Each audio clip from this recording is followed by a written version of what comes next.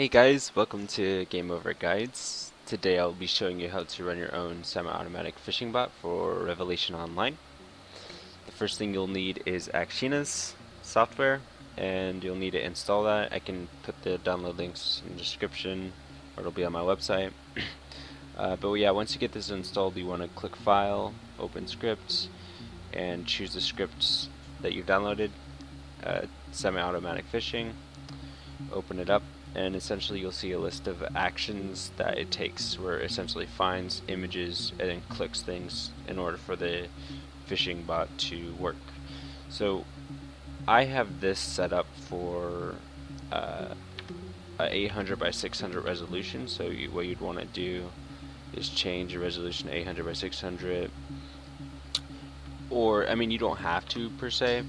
If you want, you can just switch up the images, which you're probably going to do regardless, because depending on your setup, these images might not be found for you. So I'll go ahead and go over these images that I have selected, so you can just kind of replace them, and you don't really need to mess with any of these clicks or keys, because they kind of already take care of themselves. The first image is a pond sprite, arrow pond sprite. So essentially, whenever you click here and press start, you'll see this arrow here, and essentially this arrow will disappear as soon as this disappears. So the bot will essentially not run if the arrow has disappeared. So that's what it checks for. You would want to go ahead and take a screenshot of that little green arrow by clicking here, and then going and clicking here, capture. You want to capture just a small little portion of it. If you capture like more than this, or like, you know, just some of the background, it's not going to work, because there's going to be so much different background imagery that it's not going to be able to detect it. So yeah, you just want to definitely just get inside this little green line. For me, mine looks like this. It's just this little green dot that I have here. Okay, so now that's the first image. The second image that you're going to want to find is essentially the Revelation icon. There's actually two of them. Let me see if I can get this looking better for you. But yeah, they basically look the same, but they one's obviously a little bit highlighted whenever the program is on top of the upmost window, and it's not or it's looking like this whenever it's not at the foreground.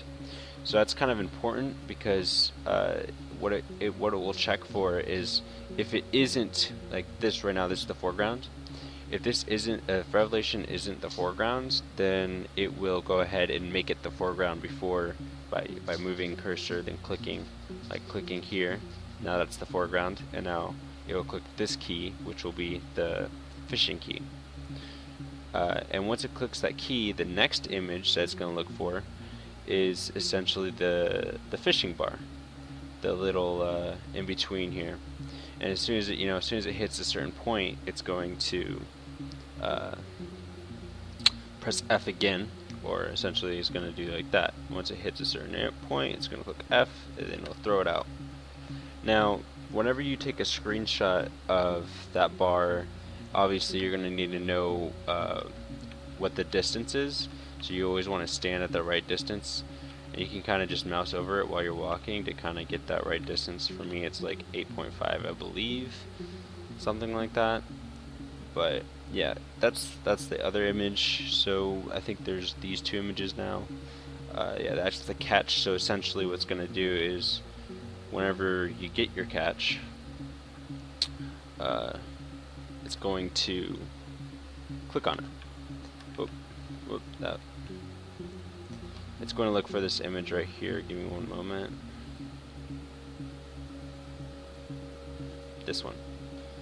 This is the image it's going to look for, which you can just screenshot. Let's see if we can show you guys what that's going to look like.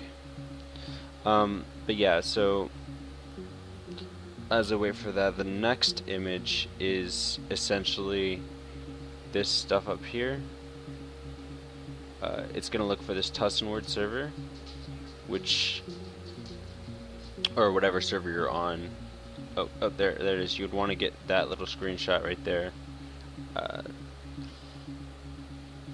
And then it'll make sure by checking. So essentially, as soon as you find that image, it's going to find another image to see whether this window is open or not. And you can do it this way, where you have, like I showed you earlier, where you're looking for the icons at the bottom. But sometimes it's easier if you just straight up look for this thing up at top, where you kind of just look at this text, you know? And because the text will be grayed out. See how it looks grayed out? And then when you click on it, it bolds. So you could do it that way as well. And I kind of did a hybrid where I did both. So I mean, it's up to you. And the last image is, oh, it's this green arrow again. At the very end of this entire process, it'll check again to see whether this arrow is still there. And if it is, it'll go ahead and restart and continue fishing.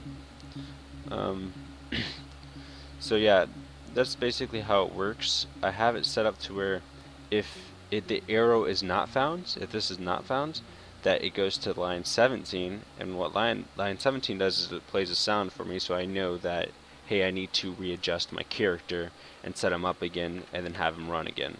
So essentially this is like, the reason why it's semi-automatic is obviously because it only lasts until this pond goes away. But yeah,